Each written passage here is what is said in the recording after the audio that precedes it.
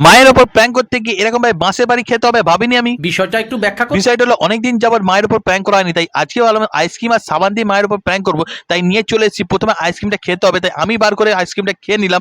আর তারপরে সাবানটা দেখলাম খুলে, সাবানের কালার আইসক্রিমের কালার মিলেমিশে একাকার, তাই সাবানটাকে আইসক্রিমের শেপে কেটে ফেললাম।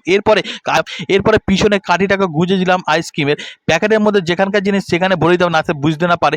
প্যাকেটটা নিয়ে গিয়ে চলে এলাম ফ্রিজের মধ্যে, যাতে না মা সন্দেহ করে।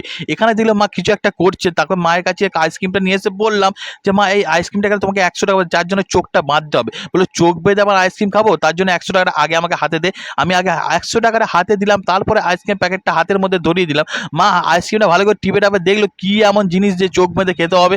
তারপর আইসক্রিমটা খুলে যাই, দাঁতে কামড় দিল, প্রথমে এটা বুঝতে পারলো, তারপরে কামড় দিয়ে বলে এটা সাবান। সাবান বলে চোখের বাঁধনটা খুললো, আর বাঁশটা সামনে ছিল, সেই দেখ ক্যালারে ছুটলো আমাকে, এমন ক্যালারো কোমরটায় যে আমার মলম দেওয়ার জন্য ছুরি করতে হয়। যাই হোক, মলম আমি দিয়ে থাকি, তোমরা লাইক অ্যান্ড সাবস্ক্রাইবটা করতে যাও।